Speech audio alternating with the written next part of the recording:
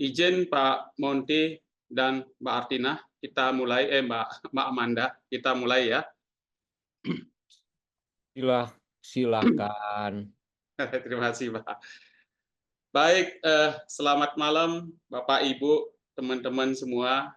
Ini adalah forum diskusi ilmiah yang pertama untuk di semester ini, ya. Jadi teman-teman sekalian, karena ini adalah yang pertama untuk semester ini, barangkali ada yang baru ikut forum diskusi atau FDI malam ini. Jadi kami akan sampaikan beberapa hal supaya interaksi kita itu lebih bagus dan lebih hangat kelihatan itu untuk diskusinya. Ya, jadi ada 3 hal yang ingin saya sampaikan pada kesempatan ini, Bapak, Ibu, dan teman-teman. Jadi teman-teman nanti akan diberikan sertifikat kehadiran, ya, karena sudah mengikuti forum diskusi ilmiah, di mana untuk memperoleh sertifikat kehadiran ini ada 3 persyaratan. Ya. Yang pertama itu adalah wajib untuk open kamera. Ya. Itu wajib. Karena nanti observernya, panitia, itu nanti akan men-screen capture, ya screenshot nanti secara acak, entah menit ke menit berapa, itu kita tidak tahu, ya. Kita tidak tahu, jadi teman-teman pun mungkin barangkali tidak tahu, ya. Jadi screenshot-nya nanti berapa kali dan menit yang keberapa. Nah, itu nanti akan dilakukan untuk melihat apakah kita semua open cam apa tidak, teman-teman. Itu yang pertama. Ya, kemudian yang kedua itu hadir minimal 8 kali forum FDI ini. Ya, yang pertama yang internal ya, 8 kali FDI minimal itu. Kalau nanti 14 kali boleh, silahkan, itu lebih bagus karena ini adalah ajang diskusi kita yang setiap semester kita lakukan. Dan satu lagi yang ketiga itu adalah bertanya. Bertanyanya itu bisa secara langsung, itu akan sangat bagus, jadi raise hand, jadi bertanya secara langsung di dalam forum, atau bisa juga bertanya melalui chat dan melalui link yang nanti disiapkan oleh Sis Hartina. Namun ada ketentuan juga, kalau nanti bertanya melalui chat atau link, ya, itu akan dianggap bertanya ketika pertanyaannya dibacakan oleh moderator. Ya, jadi supaya nanti kita lebih enak. Jadi maka saya sarankan teman-teman akan lebih baik kalau bertanya secara langsung. Oke, saya rasa itu adalah awal diskusi kita, artinya awal pengumuman dulu pada malam ini, supaya nanti untuk selanjutnya kami tidak mengulang-ulang lagi pengumuman. Jadi teman-teman, Bapak dan Ibu sudah mengetahui ketentuan-ketentuan di dalam forum diskusi ilmiah. Baik, itu saja teman-teman yang bisa saya sampaikan pertama. Dan yang kedua, saya mengucapkan terima kasih banyak Pak Monty Setiadharma yang sangat sibuk di balik kesibukan beliau berkenan mengisi FDI ini, dan beliau setiap semester, terima kasih banyak, sudah sangat support FDI ya, dengan narasumber dari mahasiswa yang berbeda-beda. Nih Mbak Amanda, terima kasih banyak Mbak Amanda sudah hadir juga di sini. Teman-teman, kali ini kita akan membicarakan atau mendiskusikan satu topik yang sangat menarik kalau bagi saya sendiri, karena ini adalah topik yang pertama yang menurut saya yang kita diskusikan dalam FPI pas saya jadi moderatornya, mungkin yang lainnya pernah barangkali ya.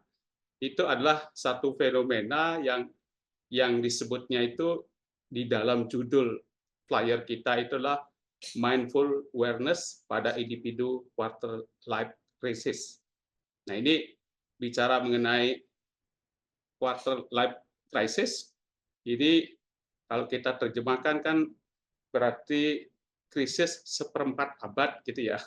Jadi karena quarter life krisis itu yang saya ketahui itu biasanya dialami oleh masa transisi dari remaja ke dewasa, mungkin sekitar usia 18 sampai 30-an barangkali itu. Walaupun ada yang mengatakan juga ya 20 sampai 35, saya tidak tahu yang mana ya. Jadi yang jelas itu adalah masa transisi peralihan dari remaja ke dewasa. Nah, dalam proses transisi ini itu banyak mengalami perkembangan-perkembangan yang kalau kita lihat di sini itu nanti diskusinya itu mengarah kepada distress psikologis. Nah, ini yang kita diskusikan nanti. Jadi dependent variabelnya adalah distress psikologis, ya. Jadi keadaan di mana individu itu mengalami satu penderitaan emosional. Makanya orang bilang dalam life crisis ini, yaitu ada yang mengatakan itu sebagai krisis identitas, gitu ya, krisis identitas karena bergejolak barangkali emosinya, perkembangan emosi di sini, sehingga kerap nanti akan menimbulkan distress psikologis. Nah, itu yang nanti dibahas oleh Mbak Amanda dan Pak Munti, khususnya terkait dengan depresi dan gejala kecemasan, gitu ya. Tapi banyak faktor yang menyebabkan distress psikologis, dan salah satu faktor yang dijadikan IP ini adalah psychological inflexibility. Ya, jadi satu distress yang orang katakan itu ya sesuatu yang reaksi psikologis yang kaku lah kira-kira gitu ya. Itu hasil-hasil penelitian katanya mengatakan ketika eh, apa namanya psychological inflexibility-nya tinggi, maka kecenderungan juga distress psikologisnya akan tinggi. Nah, itu kira-kira yang saya tangkap dari bacaan-bacaan. Tetapi Mbak Amanda di sini sangat jeli melihatnya, karena ada satu variabel lagi barangkali yang bisa dijadikan moderator.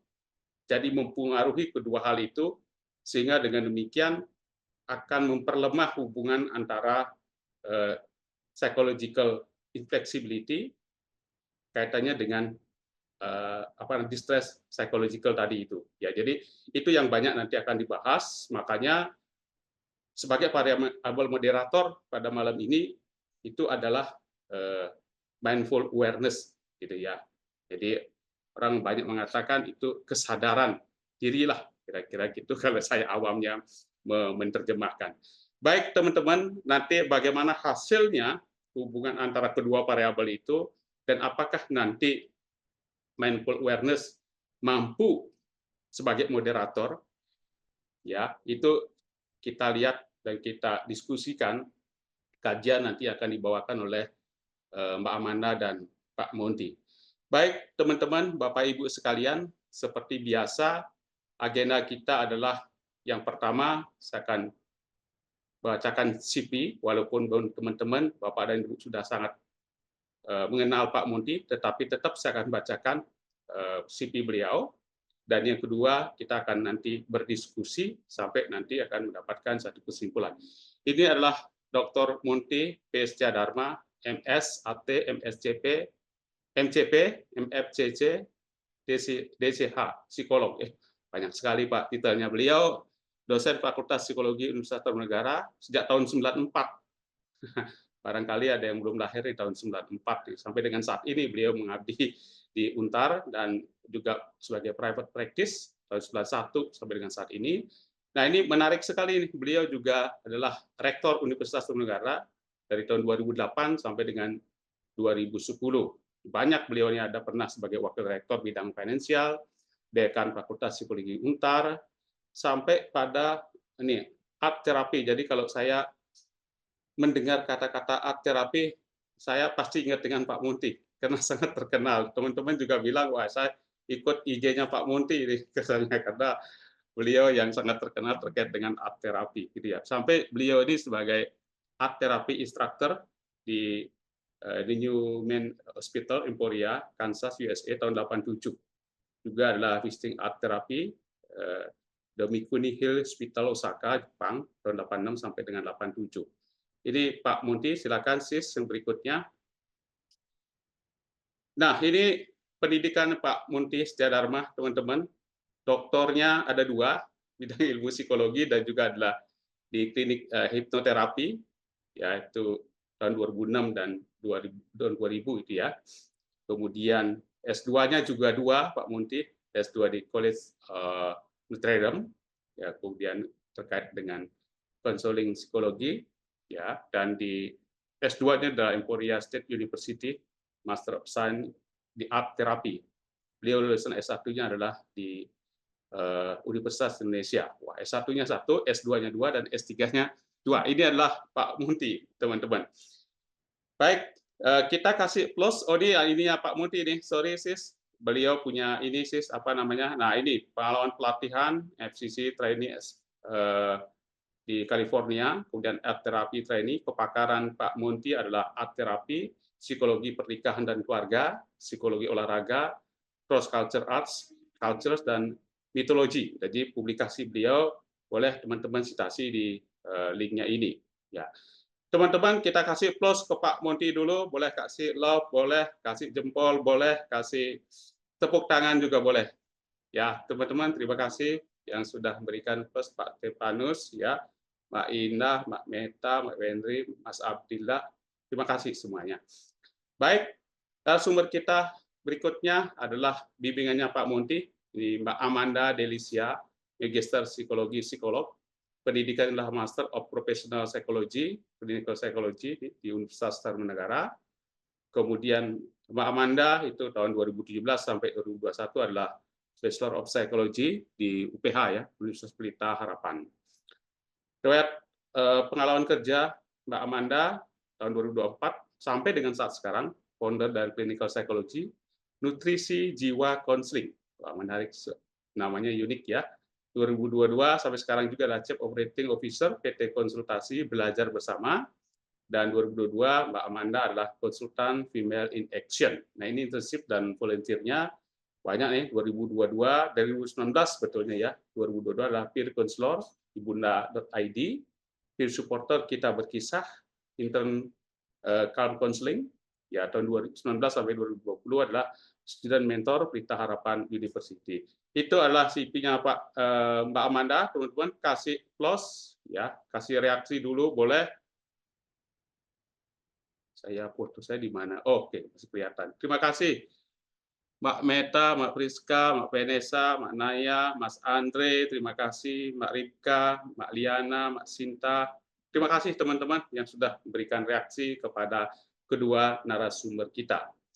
Baik, saya tidak memperpanjang waktu supaya kita punya waktu diskusi yang banyak. Biasanya terkait dengan psikologi klinik, ya itu biasanya nggak pernah sepi, Mbak Amanda dan Pak Munti udah tahu, apalagi Pak Munti, saya warna biru aja baru tahu dari mana asalnya. Itu dari forum diskusi ilmiah, Pak Munti jelaskan waktu itu. Silakan Mbak Amanda, boleh share screen dulu dan paparkan kajiannya. Setelah itu nanti kita diskusi. Silakan Mbak Amanda. Iya, terima kasih banyak Pak Made untuk introduction-nya gitu ya. Terima kasih juga Pak Monty atas kesediaannya menemani saya hari ini gitu ya.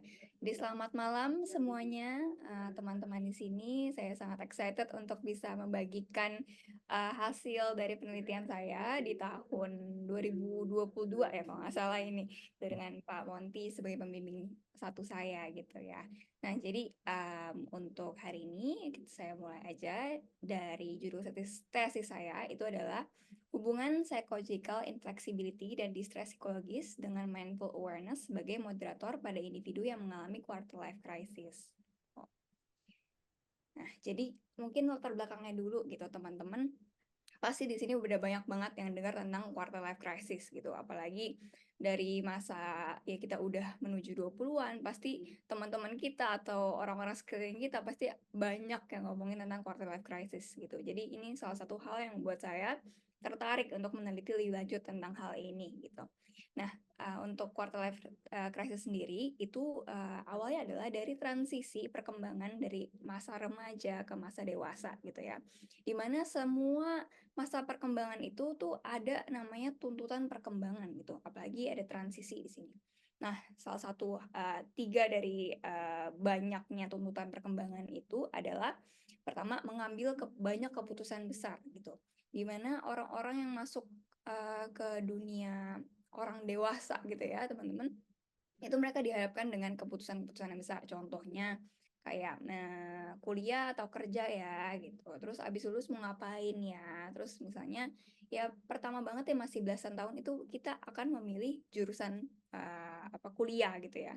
Atau kayak mungkin keputusan untuk menikah, keputusan untuk membuat relationship yang serius gitu. Jadi banyak keputusan-keputusan besar yang sebetulnya biasanya kita diputuskan oleh orang tua gitu ya. Tapi sekarang kita dilepas gitu ke dunia asli di mana kita perlu mengambil keputusan itu sendiri gitu. Kemudian ada tanggung jawab sebagai orang dewasa gitu ya, tanggung jawab untuk berkuliah, di mana kan udah nggak kayak dosen tuh udah nggak kayak guru mungkin ya, guru di sekolah yang ayo gitu. Cuman di masa kuliah kan tentunya kita dilepas gitu ya. Ya kalau mau belajar ya belajar, kalau misalnya mau ngerjain tugas ya ngerjain, kalau enggak ya udah bodo amat nggak lulus kayak gitu. Kebanyakan seperti itu ya. Nah, jadi akhirnya itu salah satu lah tanggung jawab yang perlu diambil sama orang-orang menuju masa dewasa ini. Terus juga ada tuntutan sosial teman-teman, kayak contohnya, udah umur segini kapan nikah misalnya, udah umur segini kapan kerja, kapan lulus kuliah gitu misalnya. Atau udah umur segini bukannya harusnya gajinya sekian ya gitu. Jadi ada tuntutan sosial dari masyarakat maupun keluarga, orang sekitar gitu yang akhirnya menekan gitu. Kemudian fenomena quarter life crisis ini jadi definisinya adalah krisis pada masa emerging adulthood gitu, orang-orang yang menuju dewasa dan berlangsung kira-kira itu kisarannya antara 20 sampai 29 tahun. Tadi kayak kata Pak Made ya, ada macam-macam bisa beda-beda gitu, ada yang dari 18 sampai 35 lah, ada yang 20-an. Jadi itu sebetulnya karena manusia itu dinamis dan beda-beda gitu, jadi nggak bisa kita kotak-kotakan banget sih sebetulnya. Cuman ya kira-kira 20-an gitu ya. Nah, ini untuk karakteristik dari quarter life crisis sendiri ada beberapa nih. Nah, ada 5 poin gitu ya yang penting. Pertama, merasa kesulitan dan stres untuk memenuhi tanggung jawab atau tuntutan sebagai orang dewasa gitu. Jadi ada yang penting adalah ada kesulitan dan stresnya ini. Kemudian ada meningkatnya perasaan negatif dalam menghadapi perubahan dan ketidakpastian. Jadi ada perasaan-perasaan negatif, emosi-emosi negatif yang banyak bermunculan gitu di masa ini. Kemudian mempertanyakan banyak hal, contohnya tujuan hidup, value hidup yang dipegang, atau jati dirinya sendiri. Gitu. Jadi ada existential crisis juga di sini. Kemudian dampaknya quarter life crisis juga ada beragam. Beberapa di antaranya ada rentang perhatian yang jadi lebih pendek, perasaan tidak aman atau insecure, terus juga sulit untuk fokus, kemudian penurunan self-esteem, well-being, dan kepuasan hidup, dan juga yang terakhir ini adalah distress psikologis, yang dimana saya meneliti lebih lanjut tentang ini, gitu, yaitu gejala depresi dan kecemasan. Nah, setelah saya meneliti lebih banyak gitu ya tentang distress psikologis, tentang quarter life crisis, muncullah ada nih namanya psychological inflexibility. Nah, sebenarnya teman-teman psychological inflexibility ini adalah variabel yang disasar oleh acceptance and commitment therapy gitu. Jadi ada beberapa aspek di dalamnya gitu. Ada sekitar 6 gitu. Nah, tapi kira-kira seperti psychological inflexibility adalah pola reaksi psikologis yang kaku. Jadi pola ya teman-teman. Ada beberapa aspek di dalamnya, termasuk perilaku yang terlalu dikendalikan oleh pikiran, perasaan, dan juga pengalaman internal. Contohnya sensasi, memori gitu ya, pengalaman masa lalu gitu. Kemudian membuat orang juga menghindari pengalaman psikologis yang tidak diinginkan. Jadi ketika misalnya dia berada di satu tempat itu memicu perasaan cemas gitu. Dia akan banyak menghindari itu. Tapi ketika banyak nih ya trigger-triggernya dan akhirnya dia menghindari semua itu, akhirnya dia mengorbankan tindakan yang lebih efektif yang sebenarnya sesuai sama nilai-nilainya dipegangnya dan sesuai sama goal-goalnya gitu. Contohnya, dia adalah orang yang suka untuk bergaul gitu. Cuman di berbagai kesempatan nih di masa quarter life crisis itu dia melihat teman-temannya ketika nongkrong, misalnya mereka ngomongin tentang pekerjaan gitu. Di saat yang bersamaan dia mungkin saat itu belum punya kerjaan. Jadi akhirnya dia menghindari lah pertemuan-pertemuan dengan teman-temannya. Padahal dia suka banget berteman gitu. Nah akhirnya ini jadi meningkatkan distress psikologisnya gitu.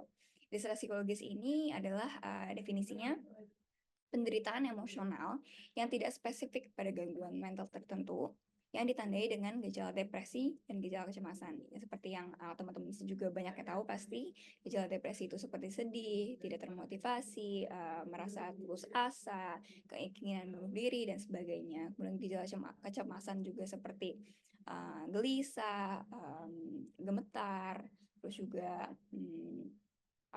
banyak sensasi-sensasi tubuh yang tidak enak dan sebagainya gitu ya. Kemudian setelah saya mencari-cari gitu ya tentang penelitian antara psychological inflexibility dan juga distress psikologis, nah saya temukan bahwa ada mindful awareness gitu yang di dalamnya gitu ya. Jadi di penelitian Masuda et al. Pada tahun 2020 ini ada satu penelitian yang meneliti tentang 3 variabel ini gitu. Cuman mereka menelitinya hanya di populasi Amerika Serikat saja. Terus juga terdapat perbedaan karakteristik nih yang saya lihat antara mahasiswa dan juga orang yang mengalami quarter life crisis tentunya. Kemudian juga perlu ada verifikasi empiris gitu. Maka saya akhirnya memutuskan untuk mencoba mengulang penelitian ini di populasi orang yang mengalami quarter life crisis gitu. Nah, mindful awareness sendiri kalau teman-teman tidak tahu, itu definisinya adalah kesadaran dan perhatian akan peristiwa internal maupun eksternal yang terjadi pada saat ini.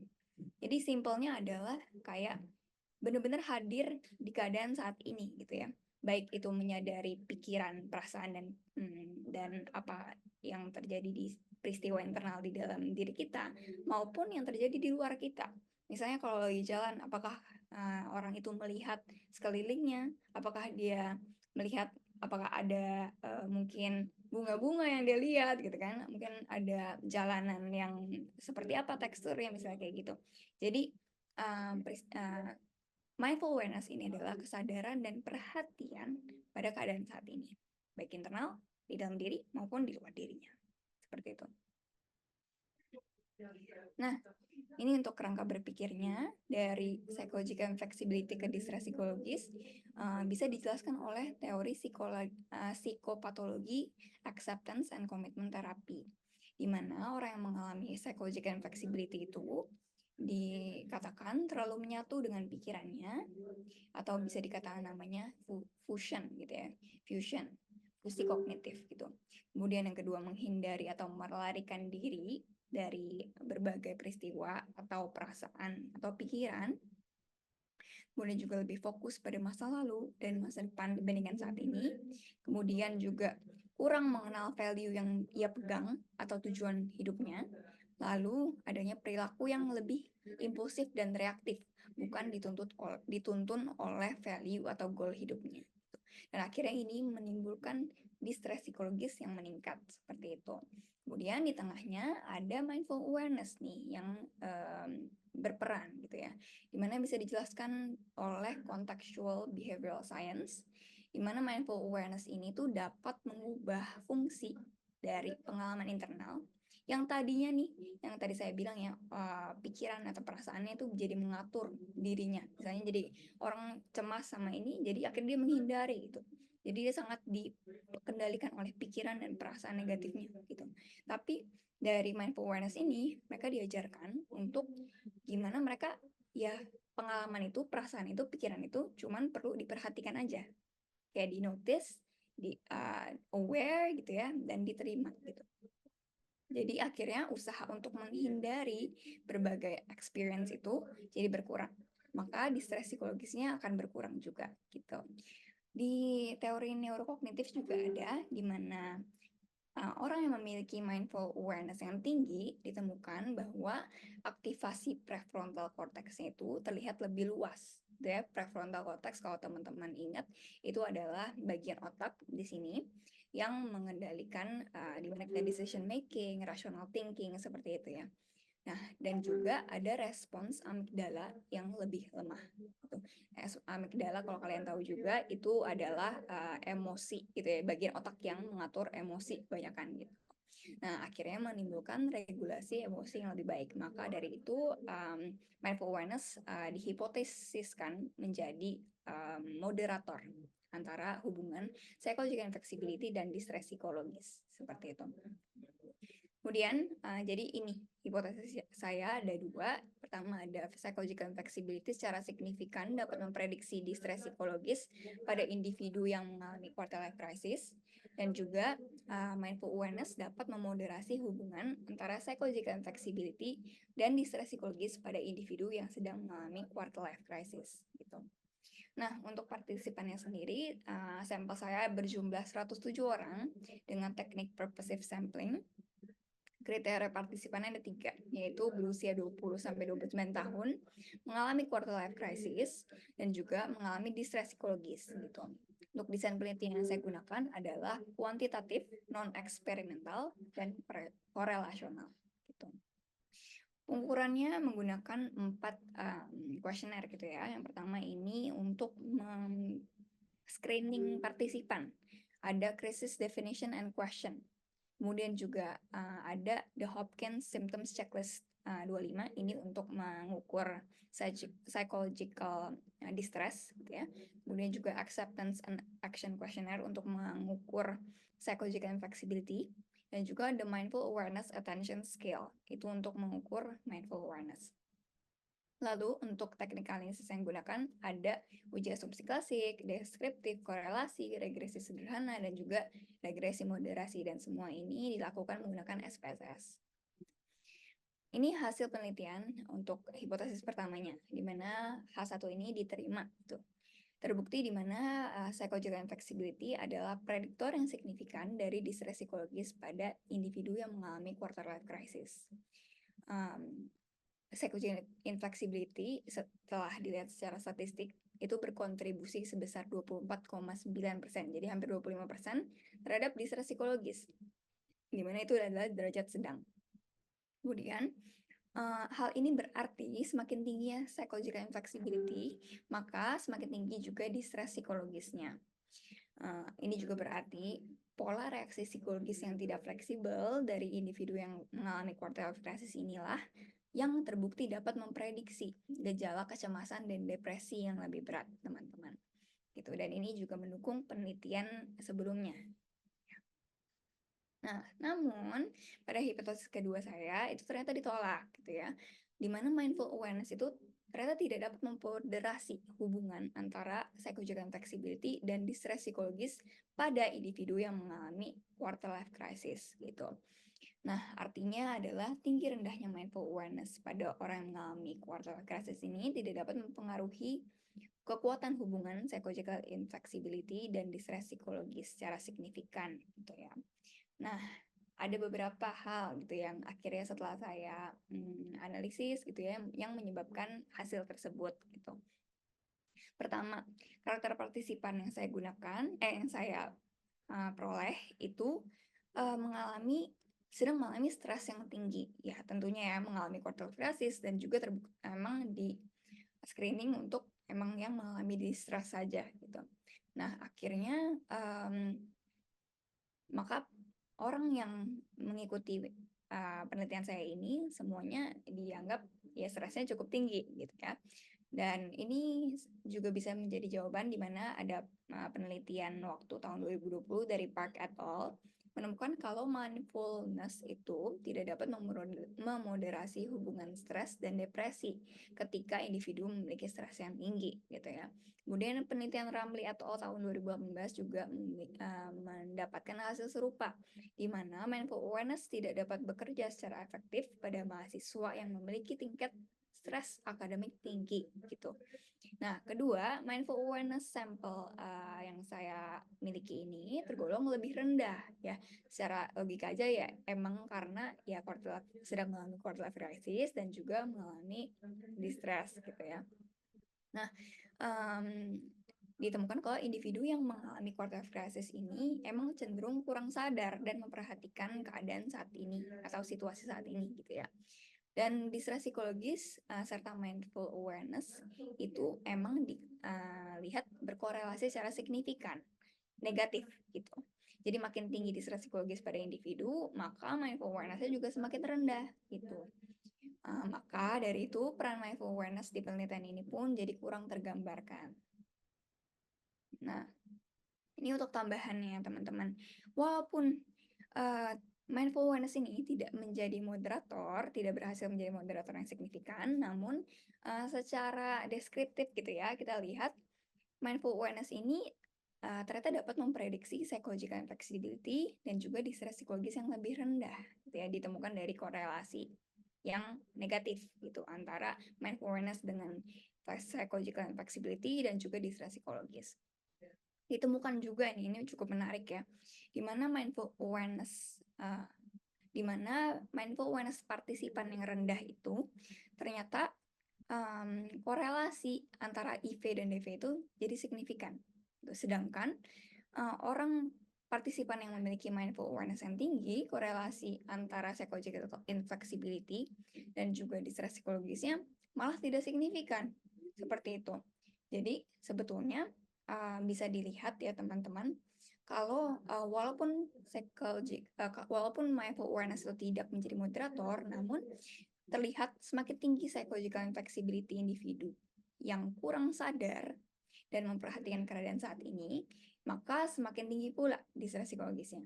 Sebaliknya, pada individu yang lebih sadar dan memperhatikan keadaan saat ini, tingkat psychological inflexibility itu tidak dapat menentukan distress psikologisnya.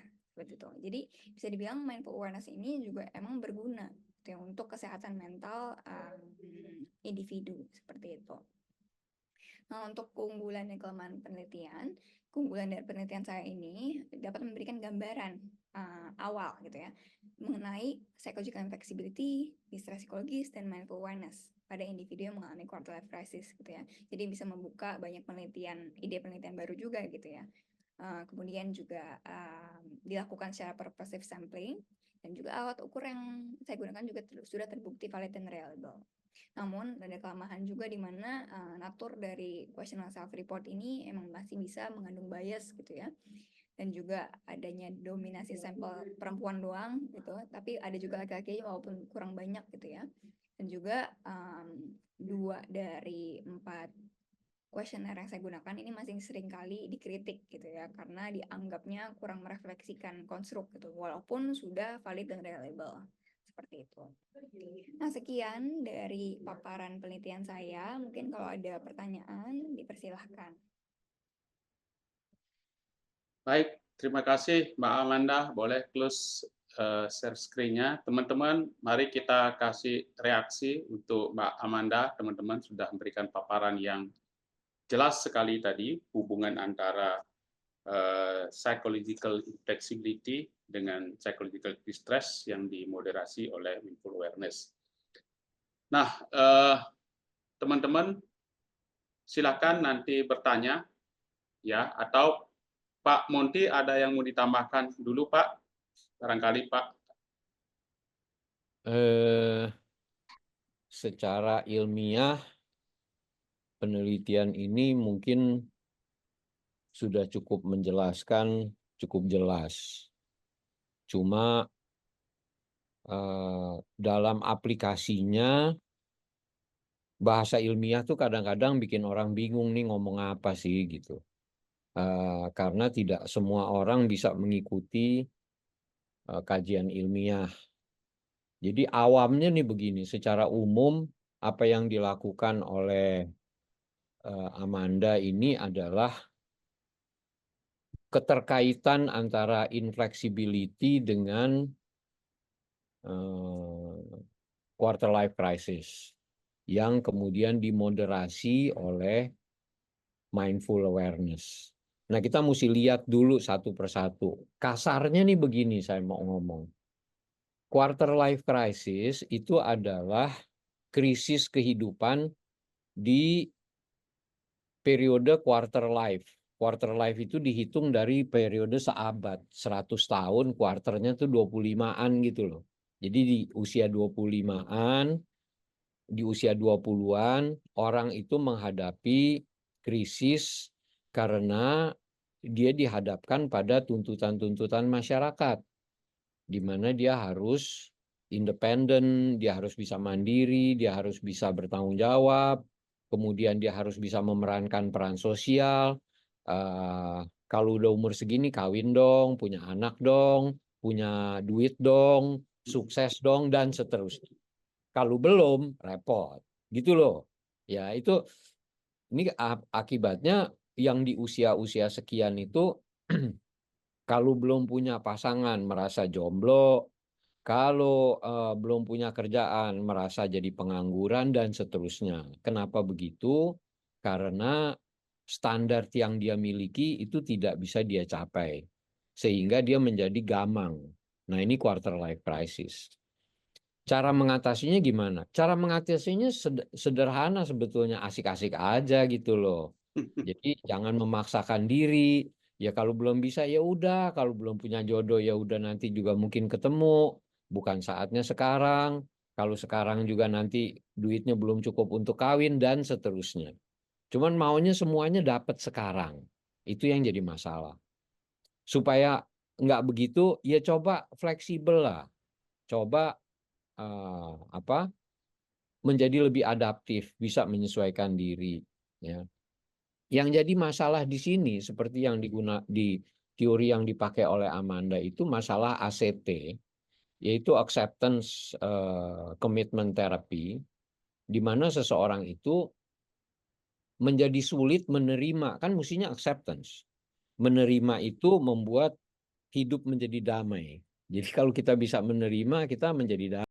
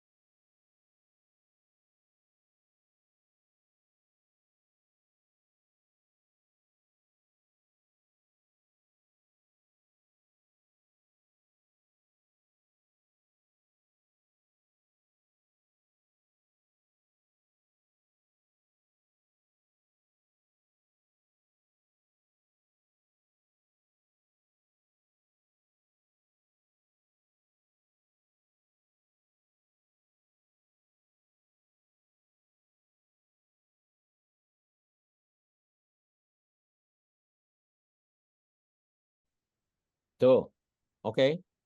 Sehingga itu yang terjadi dari hasil penelitiannya Amanda, bahwa kalau hubungan IV-DV itu menjadi kuat, itu mindful awareness-nya dia rendah. Jadi mindful awareness-nya rendah, ya udah makan mesti buru-buru, mandi mesti buru-buru, ikutin peraturan sosial gitu loh. Apa namanya? Jadi ngikut aja, nurut aja, nurut aja. Tapi kalau mindful awareness-nya tinggi, dia tuh lebih fleksibel. Ngapain mesti buru-buru, ngapain mesti begini. Akibatnya IV dan DV itu menjadi rendah. Ya, walaupun dia di usia apa namanya, walaupun dia di quarter life yang harusnya dia mengalami quarter life crisis, dia nggak apa-apa gitu. Ya, walaupun dia harusnya mengalami stres, dia nggak apa-apa. Dan walaupun dia fleksibel, dia bisa mengalami quarter life crisis. Walaupun dia infleksibel, dia tidak mengalami quarter life crisis gitu. Karena mindful awareness-nya itu. Karena saya bisa asik-asik aja gitu. Jadi lebih kuat kemana hubungannya? Lebih kuat ke flexibility. Mindful awareness tuh membuat orang itu lebih fleksibel gitu. Nah, sehingga dia merombak apa keterkaitan antara inflexibility dengan distress. Itu makanya jadinya begitu hasilnya. Nah, kenapa di masyarakat Indonesia kayak gitu? Ya bisa jadi ya kuesionernya harus dikaji ulang, bisa jadi. Tapi kalau saya lihat masyarakat Indonesia memang tidak semudah itu mindful. Tergantung di masyarakat mana, tergantung karena masyarakat Indonesia juga banyak yang mengalami perubahan-perubahan terutama di kota-kota besar gitu. Tetapi ada yang kepatuhan, mengikuti hukum kepatuhan. Nah, penelitian-penelitian seperti Masuda atau penelitian-penelitian seperti Mendoza yang dilakukan di negara-negara maju itu yang sudah lebih banyak women's lib, ada lebih banyak kesetaraan, ada lebih banyak permakluman. Ya orang itu menjadi lebih ini yang namanya kontekstual tuh dimaklumi gitu, permakluman. Ya maklum lah, gue lagi sibuk. Kenapa sih nggak bisa ntar aja gitu loh.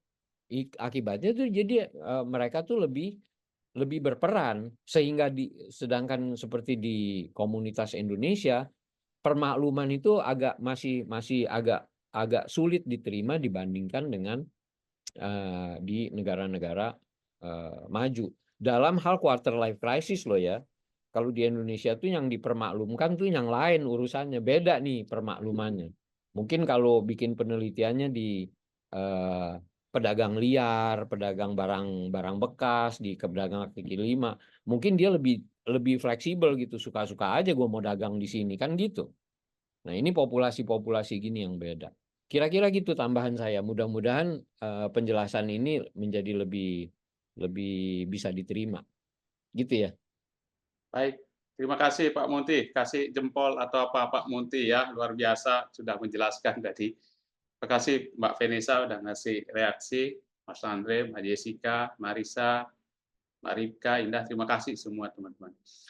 Baik, teman-teman silakan siapkan pertanyaan ya. Sambil menyiapkan pertanyaan, saya perkenankan Bro Sani untuk nyela sebentar dulu. Silakan, Bro.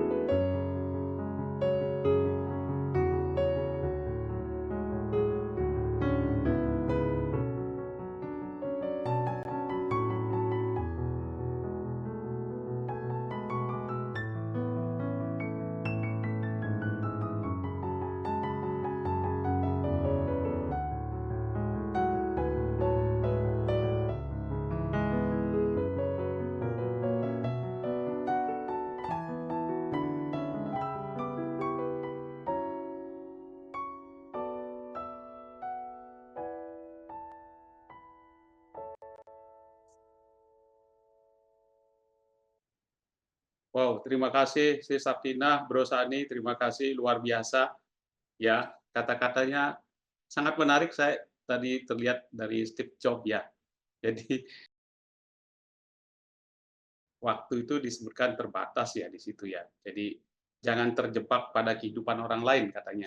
Jadi jangan terjebak dengan dogma bahwa itu berdasarkan pemikiran orang lain. Nah, jadi mungkin maksudnya jadi diri Anda sendiri, barangkali gitu ya. Luar biasa itu. Terima kasih Si Sapinah dan Bro Sani untuk pengingatnya. Jadi kita jadi lebih aware. Jadi lebih mindful awareness gitu ya, Mbak Amanda sebutkan tadi ya. Silakan teman-teman, kalau ada yang mau bertanya secara langsung, saya persilakan. Saya buka dulu 3 pertanyaan. Mas Stepanus, Mas Andre, Stepanus, Andre, silakan. Mbak Melvin, Mas Melvin, sorry. Oh, yang kedua nanti Mbak Ripka, Mbak Jessica. Yang kedua nanti ya. Silakan yang pertama dulu. Yang pertama adalah Mas Stepanus. Silakan Mas. Oke, terima kasih Pak Made, Pak Monty, dan Mbak Amanda tadi. Mungkin ada beberapa hal yang saya sendiri masih kurang clear gitu ya. Mungkin boleh minta tolong mungkin dijelaskan kembali atau mungkin ada contoh konkret gitu ya supaya bisa lebih clear begitu. Tadi kan sempat di-mention terkait fusi kognitif, terus tadi saya juga baca dari PPT-nya Mbak Amanda itu apa terkait psychological inflexibility ya, itu ada experiential avoidance tadi kalau nggak salah istilahnya. Mungkin boleh dijelasin nggak itu maksudnya fusi kognitif ini menyatu dengan pikiran itu maksudnya seperti apa? Terus juga experiential avoidance ini menghindari apa begitu? Oke, berarti yang ditanya sama Mas Raymond ini lebih kepada penjelasan dari variabel psychological itunya ya, inflexibility-nya Mas ya. Iya betul, karena sejujurnya saya sendiri masih kurang familiar dengan istilah ini gitu, masih baru Baik, dengar gitu. terima kasih Mas Raymond. Makasih Pak. Silakan Mas Andre.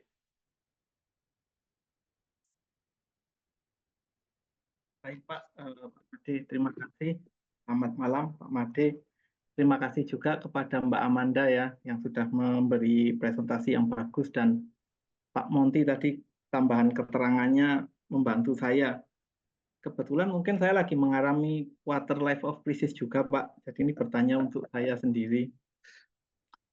Jadi saya mengalami bahwa yang pertama ya Pak, dulu dalam tradisi keluarga kan budaya saya kebetulan disuruh uang itu menerima saja atau nerimo wae. Tapi ternyata di sepanjang perjalanan hidup kan tuntutan itu bertambah. Nah itu apakah ya pertanyaan saya itu memang harus dipersiapkan dari sisi pendidikan kita ya Pak ya. Artinya sistem pendidikan kita kan kurang menyentuh hal yang berbau psikologis ini ya untuk menerima tekanan atau tuntutan gitu. Apakah ini pengaruh juga sebetulnya usia pendidikan, misalnya jangan buru-buru untuk sekolah usia dini atau akselerasi begitu ya. Tapi dibutuhkan benar-benar orang yang mateng lah gitu.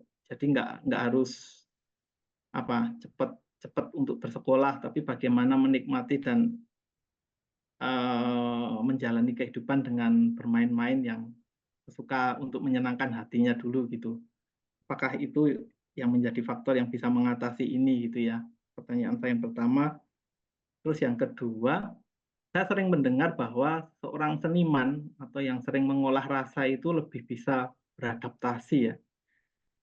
Jadi mengalami tuntutan-tuntutan dalam hidup gitu itu lebih enjoy gitu. Istilahnya Pak Monty tadi santai-santai saja. Apakah itu benar Asik-asik ya? saja. Asik-asik saja ya, betul. Nggak usah buru-buru gitu menikmati apa yang dilakukan lah, enjoy gitu istilahnya. Apakah itu benar ya?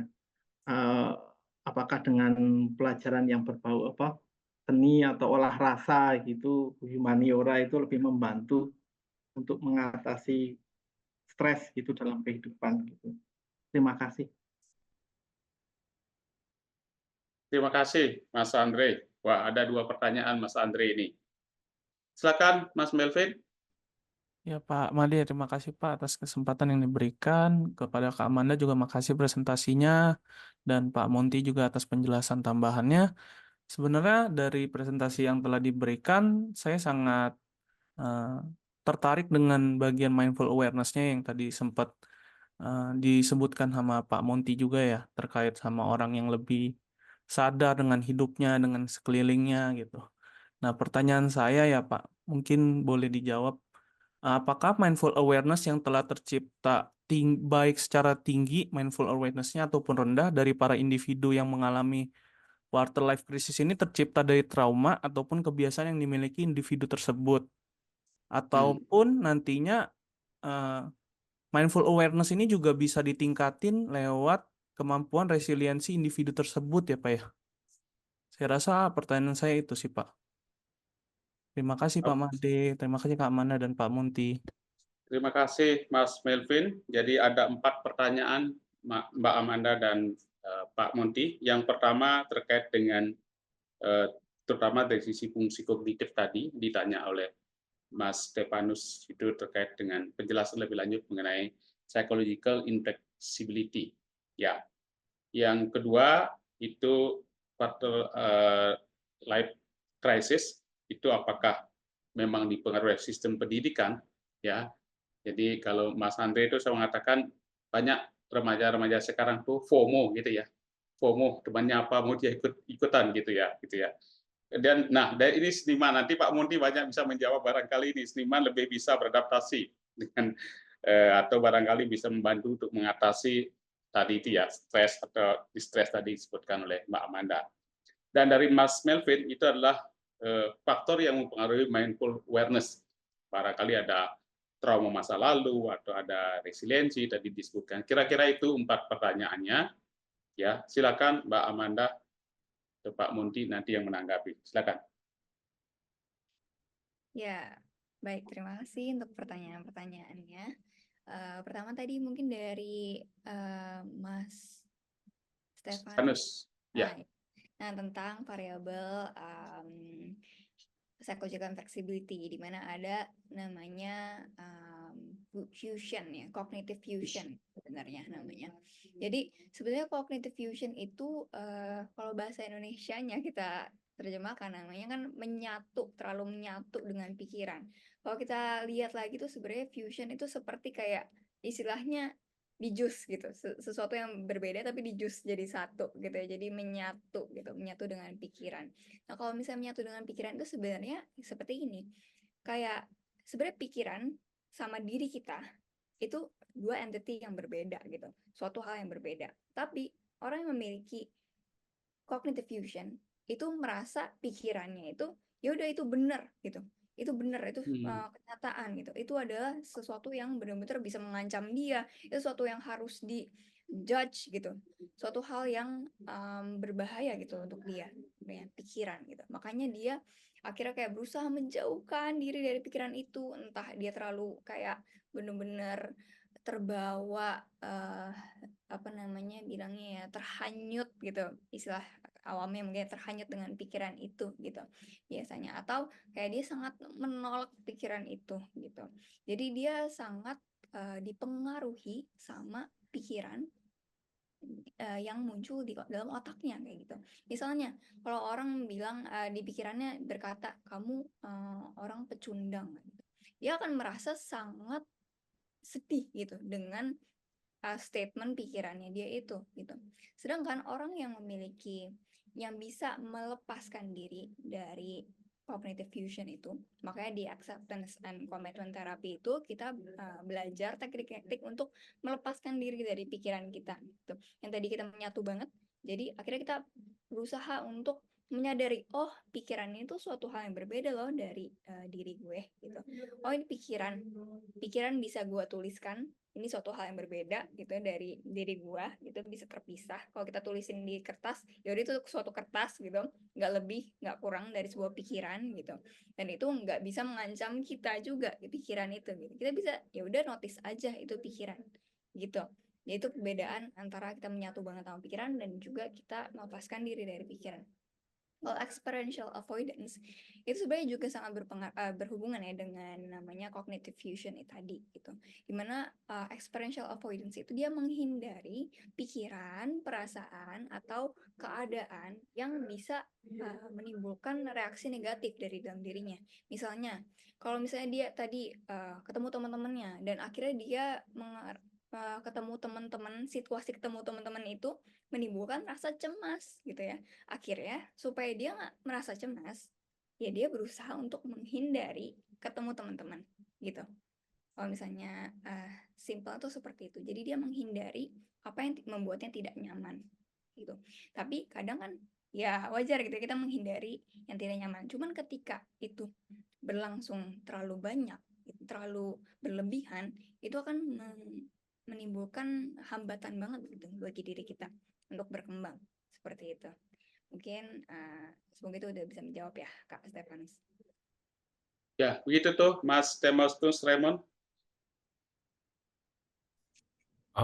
Sejujurnya masih agak bingung soal cognitive fusion sih. Kalau yang experience avoidance mungkin kebayang. Mungkin ini maksudnya tuh pikiran apa ya? Pikiran yang belum tentu benar gitu ya. Tapi orangnya overthinking kepikiran terus gitu. Tapi itu sebenarnya hal yang Overthinking. tidak benar gitu. Ya, jadi kayak sebenarnya terlepas dari negatif atau positifnya pikiran itu gitu ya Kak. Jadi orang tuh kalau sebenarnya aku sebagai udah belajar acceptance and commitment therapy misalnya gitu tentang cognitive fusion itu kita diberitahu gitu diberi edukasi kalau misalnya pikiran dan diri kita itu sebenarnya ada perbedaan gitu. Pikiran kita itu tidak sepenuhnya kita perlu gimana bilangnya bertindak berdasarkan pikiran itu gitu. Kita nggak perlu mengambil keputusan atau diatur hidupnya sama pikiran kita sendiri gitu. Kadang pikiran itu perlu dinotis aja. Contohnya, kalau misalnya Kak Stefanus pernah melihat sushi train gitu ya, sushi train yang di sushi ya tempat sushi biasalah gitu ya. Itu dia jalan aja kan, muter terus gitu. Tapi kita ya udah kita tinggal lihat aja, oh ini sushi sashimi misalnya, oh ini sushi yang nggak enak nih kelihatannya gitu. Cuman kita nggak perlu kayak ngejudge sushi itu banget kan, kayak maksudnya ih jelek banget nggak enak, ih buang-buang please mas buang kayak gitu, atau kayak ih pengen banget dimakan kayak gitu, nggak perlu kayak gitu. Tapi kita bisa notice aja kayak oh yaudah ini sushi jalan, emang sih agak jelek nih sushi yang menjijikan, cuman ya udahlah kayak gitu. Itu namanya kita belajar melepaskan diri dari pikiran kita seperti itu. Jadi yang tadinya kita benar-benar dipengaruhi banget sama pikiran, tapi kita jadi lebih ke oke, notice aja pikiran itu. Itu perbedaan antara kita terlalu melekat dengan pikiran dan akhirnya kita menjauhkan diri dari pikiran. Seperti itu. Mungkin kalau misalnya mau ditambahin apa Monty boleh banget. Ya, Saya silakan. Ini pertanyaannya Mas Stefanus itu mengenai cognitive functioning dan experiential avoidance. Dari katanya experiential avoidance itu kalau kasarnya saya katakan biasa ngibrit gitu, biasa kabur. Itu namanya experiential avoidance. Avoidance itu menghindar. Experiential itu pengalaman menghindar. Contohnya gimana? Contohnya nih kalau Anda menghadapi masalah, terus kemudian, gua nggak tahu tidur aja avoidance kan? Itu experiential avoidance. Masalahnya selesai nggak? Enggak. Anda selesai nggak dengan masalah itu? Selesai tapi temporer. Ya. Anda tidak selesai menghadapi masalah, tapi Anda seolah-olah temporer mengatasi masalah. Itu avoidance. Ada lagi, orang itu lagi pusing, kemudian dia minum minuman keras, alkohol. Itu melupakan, berusaha melupakan masalah. Itu namanya experiential avoidance. Ya. Kemudian orang itu sakit, cedera, dan seterusnya gitu cedera. Untuk mengatasi sakit, cedera, enaknya ngapain? Minum painkiller, sakitnya hilang. Cederanya hilang nggak? Enggak. Itu avoidance. Kalau orang biasa melakukan hal seperti ini, cognitive functioning, fungsi berpikirnya tuh begitu. Jadi dia bukan menghadapi masalah, tapi dia avoid masalah. Paham, Mas Stefanus? Itu yang namanya kognitif. Jadi fungsi berpikir dia itu dalam menghadapi masalah, dia melarikan diri.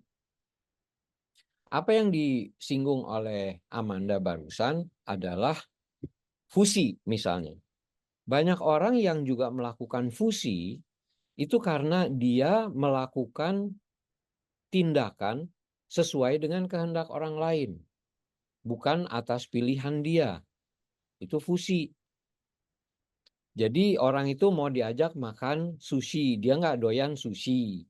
Tapi pacarnya yang ngajak makan sushi, kepaksa dia makan sushi gitu. Ya. Nah, di dalam konteks paparan musik tadi ada tertulis yang disinggung oleh Pak Made juga tentang pernyataan dari Steve Jobs. Don't be trapped by dogma. Kita itu juga seringkali dipengaruhi oleh dogma. Jadi kita berpikir sesuai dengan dogma. Ini harusnya begini.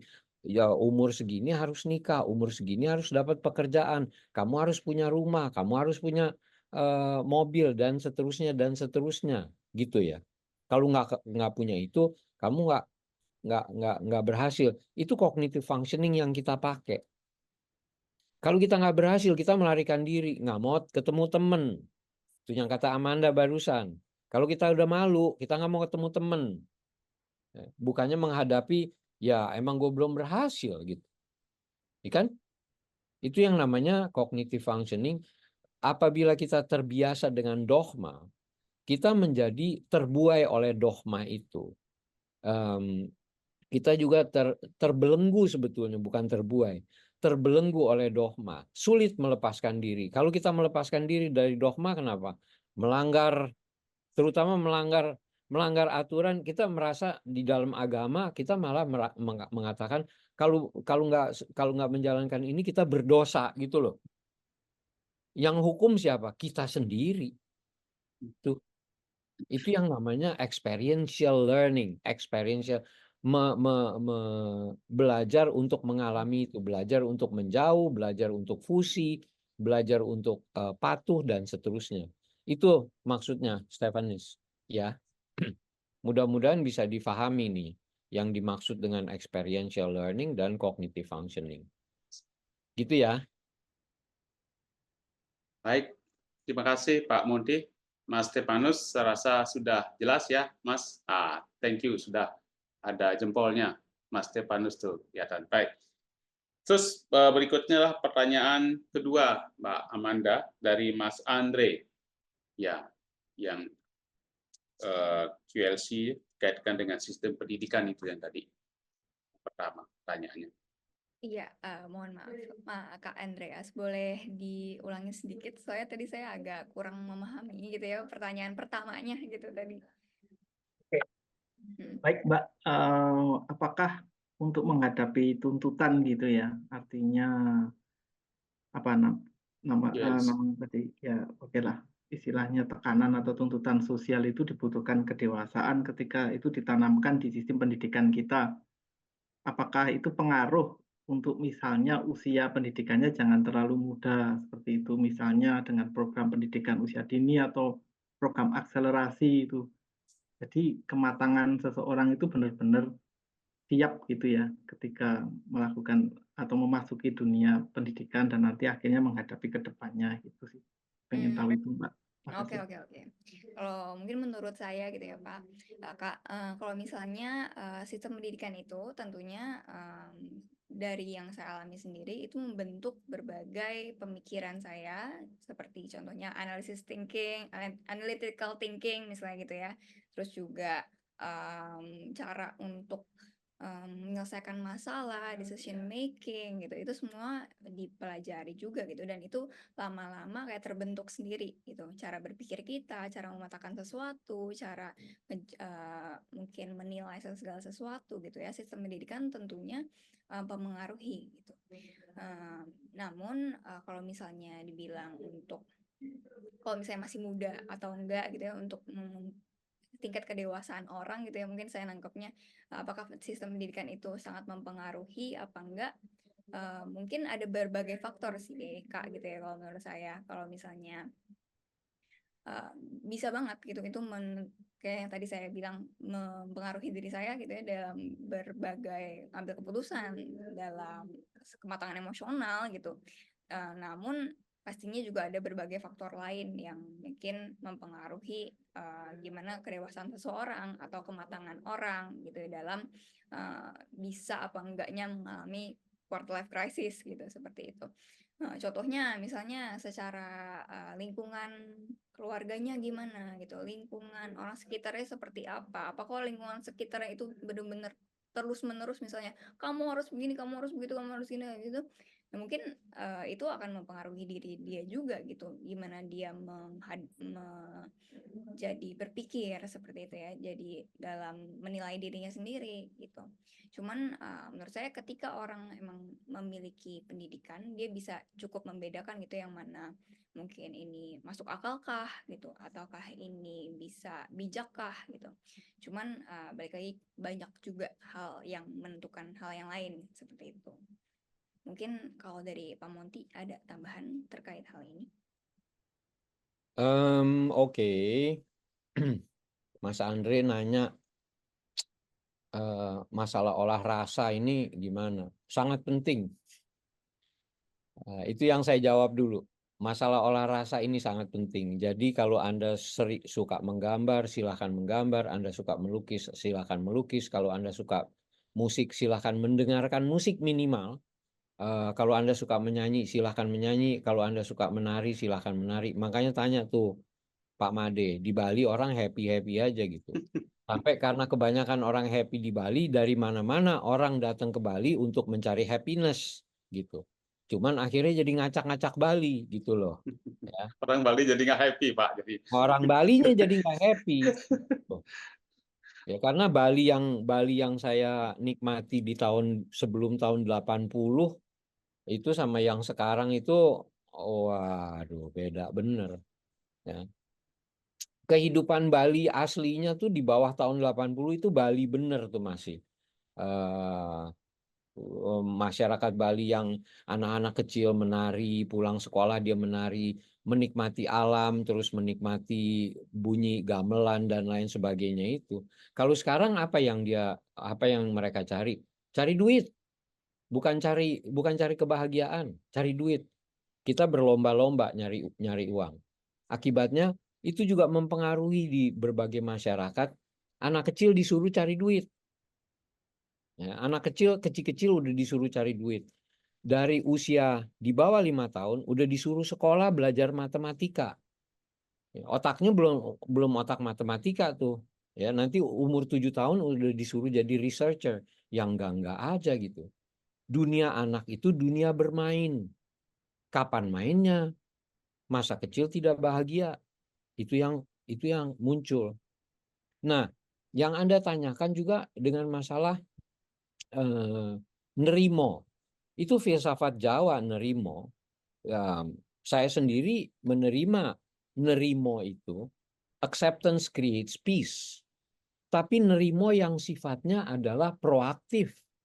Kita nerimo. Di dalam masyarakat Jawa, nerimo itu bukan nerimo yang banyak berlaku, bukannya nerimo proaktif.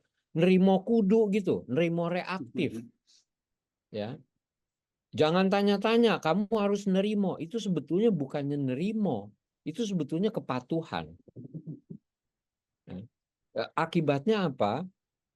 Mereka tidak menerima, tetapi mereka terpaksa untuk diperlakukan demikian. Jadi kalau misalnya anak Jawa nanya sama bapaknya, Pak kenapa mesti begini? Wojo, itu nggak boleh nanya gitu loh. Jangan tanya-tanya, kalian tuh masih anak kecil dan lain sebagainya. Itu loh.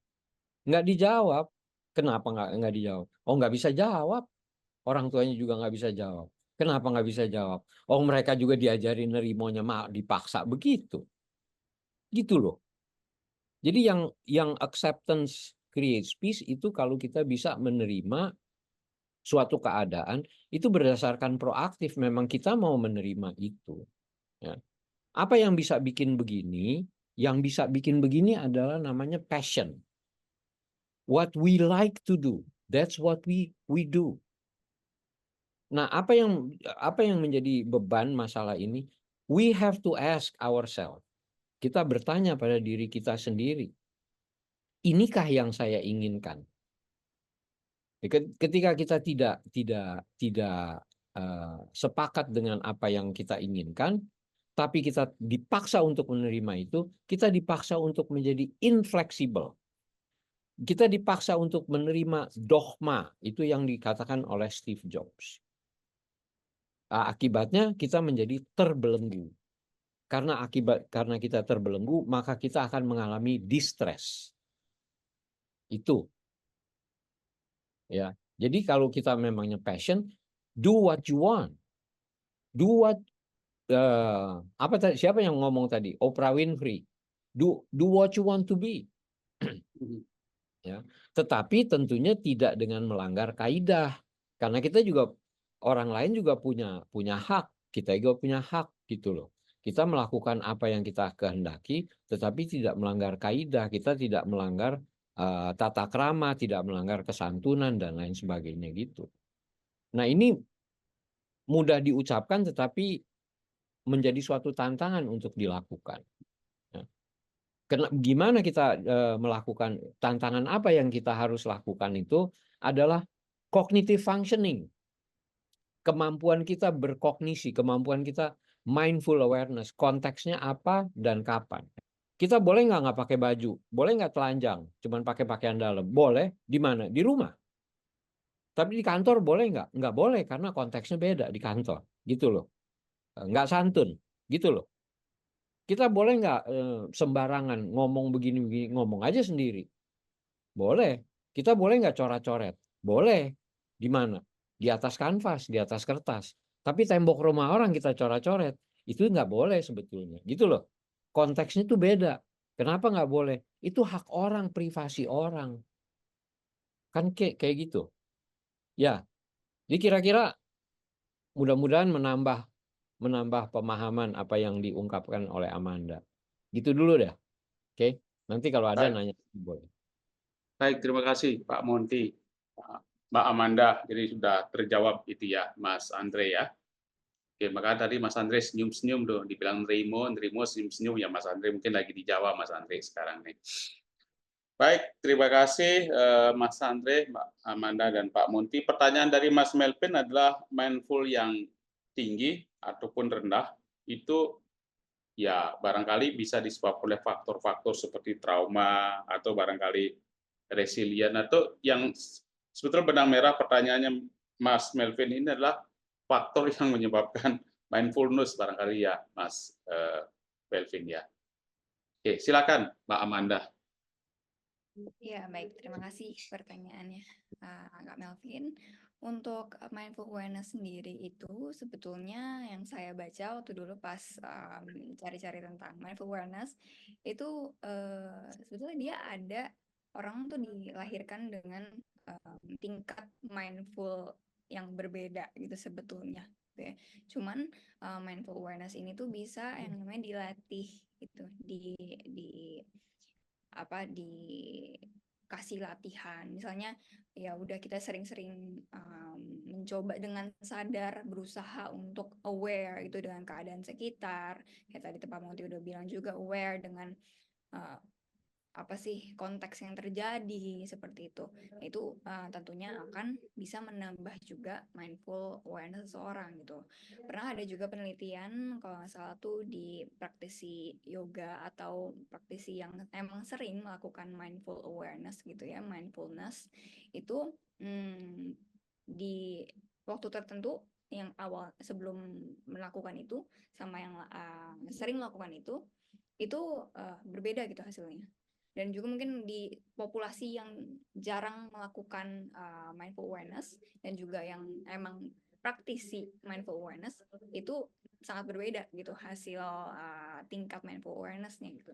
Jadi tentunya walaupun emang mungkin dasarnya itu secara alami itu ada tingkat yang berbeda tiap orang, tapi itu bisa dilatih gitu ya. Mungkin kalau untuk trauma, kalau dari mungkin yang menurut saya sih itu bisa berpengaruh juga karena ketika orang mengalami trauma, ya tadi juga sempat disinggung tentang yang namanya experiential avoidance gitu.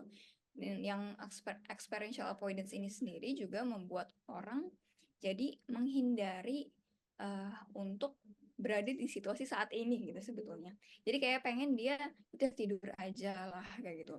Udahlah nggak usah menghadapi hari ini gitu. Nggak pengen menjalani kehidupan dengan aware. Nggak mau benar-benar be present in the present moment kayak gitu. Karena emang itu menyakitkan untuk dia gitu. Jadi menurut saya emang ada pengaruhnya juga sih ke situ gitu ya. Tuh, mungkin Pak Monty bisa menambahkan. Gini, Melvin. Kalau orang nggak punya mindful awareness, trauma itu menjadi generalisasi. Generalization. Jadi ada seorang individu yang diajak jalan-jalan ke puncak. Sampai di puncak, dia mengalami hambatan kendaraan, mobil, ban pecah, dan lain sebagainya. Ngeselin di puncak, besok-besok diajak ke puncak lagi males. Tuh. Satu peristiwa itu kemudian digeneralisasi untuk yang lain. Jadi kemudian juga misalnya ada seorang pacaran, putus pacar, putus cinta, broken heart, abis itu nggak mau pacaran lagi.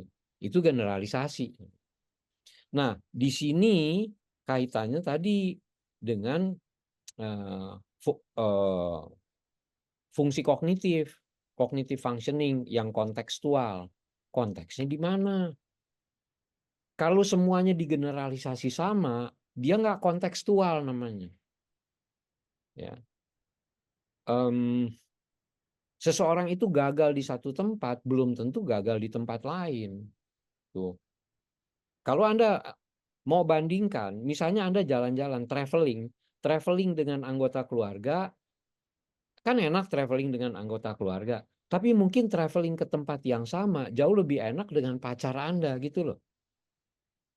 Konteksnya beda nih. Tempatnya sama, yang Anda nikmati sama, tetapi pendamping Anda itu berbeda, membuat suasana berbeda. Nggak usah jauh-jauh. Anda makan ke tempat makan di restoran di sekeliling Jakarta, makan bakmi Gajah Mada kayak, makan soto Betawi kayak, makan apa kayak gitu. Anda makan sendirian dan makan berdua pacar, itu lain urusannya. Suasananya tuh lebih enak, tuh konteksnya. Itu yang namanya kontekstual. Jadi kalau trauma itu mempengaruhi seseorang, artinya dia kurang kontekstual, artinya cognitive functioning-nya kurang berfungsi dengan baik. Tuh, itu aja sebetulnya. Jadi bisa resilient nggak? Ya kalau dia lebih aware, dia akan menjadi lebih resilient. Ya karena untuk aware, untuk resiliency, seseorang tuh pernah harus punya misalnya I have, I can, I am.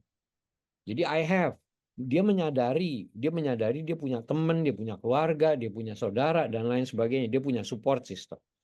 Ya, misalnya I have, I can, dia bisa ini, bisa itu. Kalau orang kurang punya cognitive functioning, sekali dia gagal nggak bisa deh, semuanya nggak bisa. Gitu loh. Kalau dia punya cognitive functioning, saya gagal di sini, tapi bukan berarti saya nggak bisa, saya masih punya peluang. Saya gagal bikin bisnis ini, saya bisa bikin bisnis itu atau mengubah yang lain. Dia menjadi lebih fleksibel.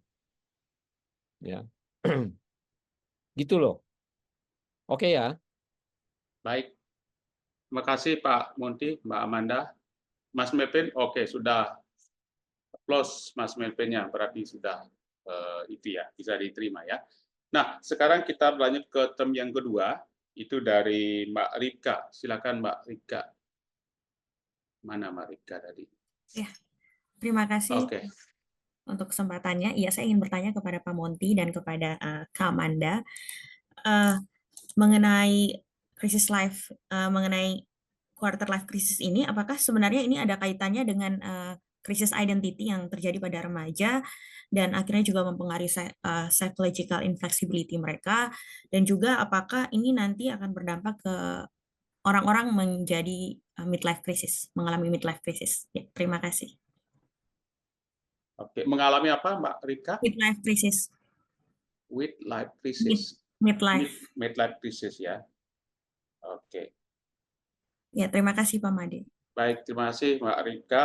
Kemudian berikutnya Mbak Jessica, silakan Mbak Jessica.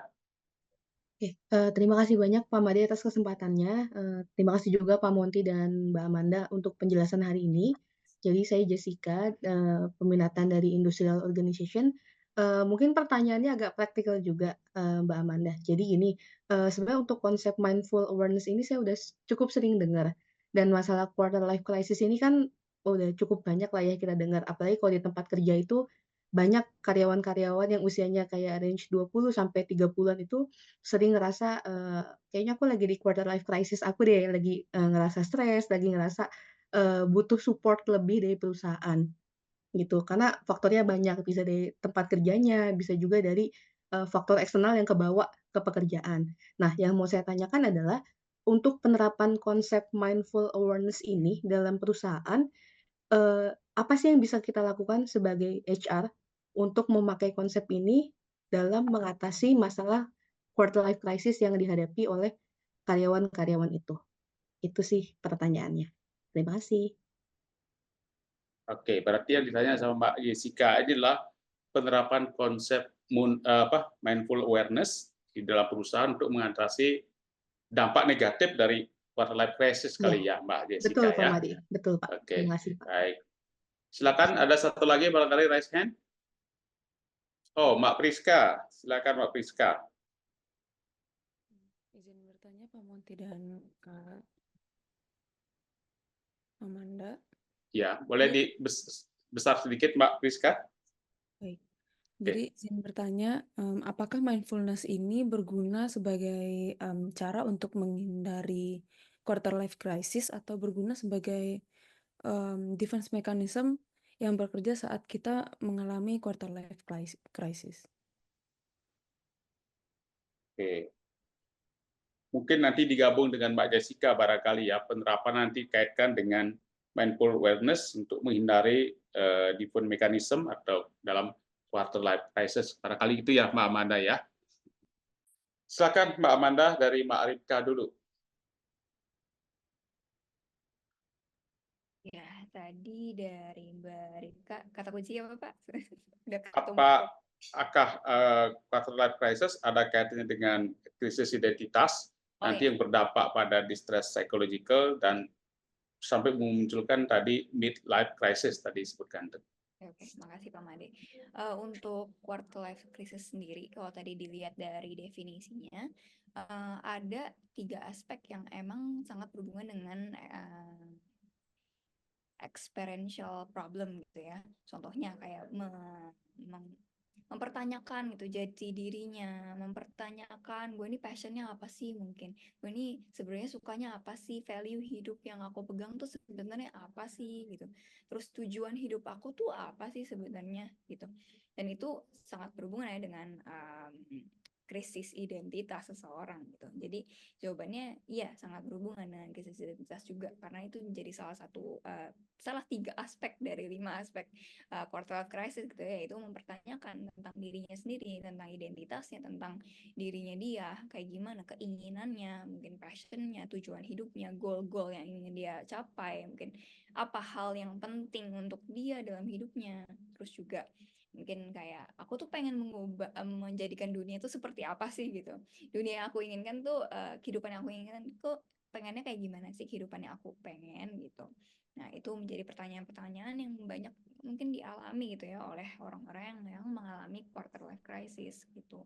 Nah, untuk ngomongin tentang dampaknya ke midlife crisis juga, itu menurut saya sendiri itu kalau orang yang mengalami quarter life crisis tersebut tidak berusaha untuk memperbaiki dirinya, mungkin kayak mencari jalan keluar, atau kayak mungkin menambah cognitive functioning-nya tadi yang udah disebut sama Monty, terus juga menambah kayak awareness-nya dia sendiri tentang hidupnya dia, nggak berusaha mungkin mencari tahu tentang dirinya sendiri, dibiarin aja gitu kan, kayak experiential avoidance terus aja gitu kan, avoid terus yang ada akhirnya ya dia nggak bisa keluar gitu dari krisis itu, dia nggak bisa melewati krisis itu dengan baik, dan ya sangat bisa banget gitu untuk berlanjut ke midlife crisis ke depannya, karena ya nggak jauh-jauh midlife crisis juga kan sebenarnya ya mencari jati diri juga gitu, experiential problem juga kayak gitu.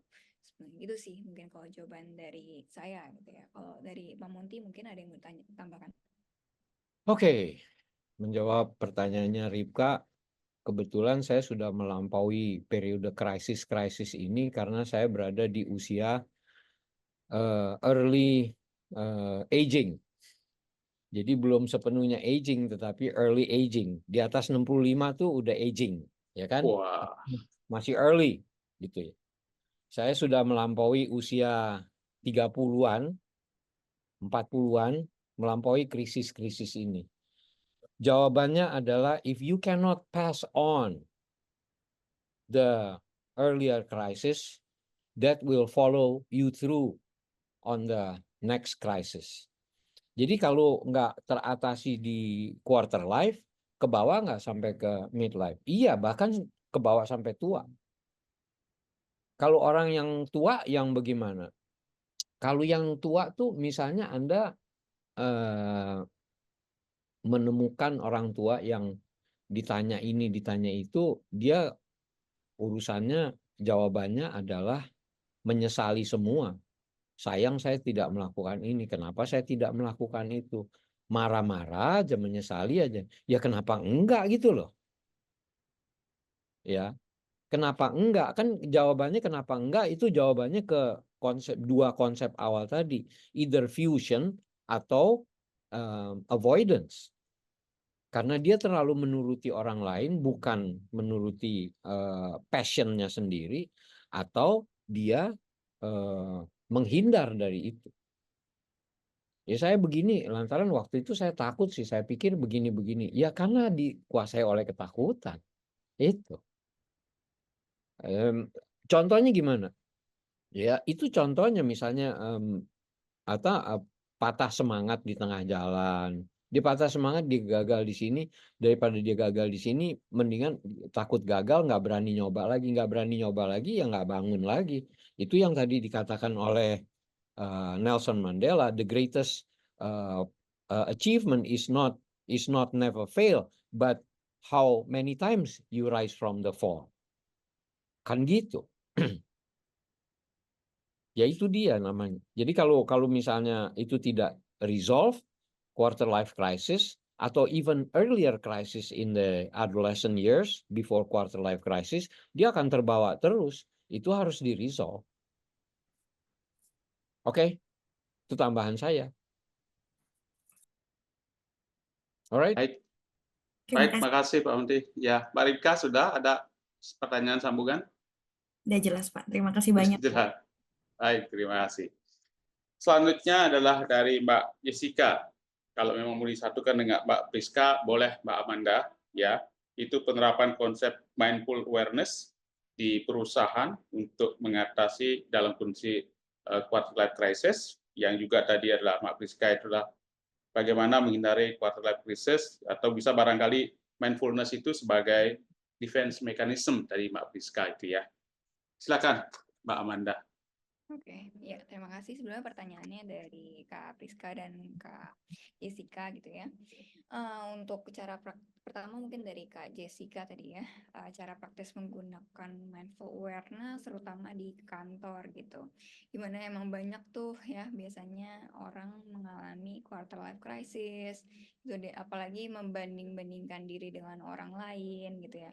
Nah, ini sebenarnya sebagai HR mungkin bisa untuk dari mengenalkan dulu deh konsep mindful awareness ini sendiri gitu. Tadi yang dijelaskan Pak Monty juga sudah jelas sekali tentang gimana orang belajar memahami konteks dulu gitu.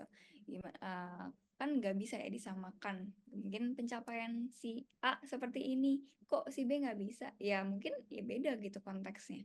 Mungkin dikasih paham gitu kan tentang konteks yang berbeda ini, sehingga orang itu bisa mulai aware tentang oh iya ya konteksnya berbeda gitu. Apa yang aku alamin saat ini berbeda itu dengan orang lain mungkin.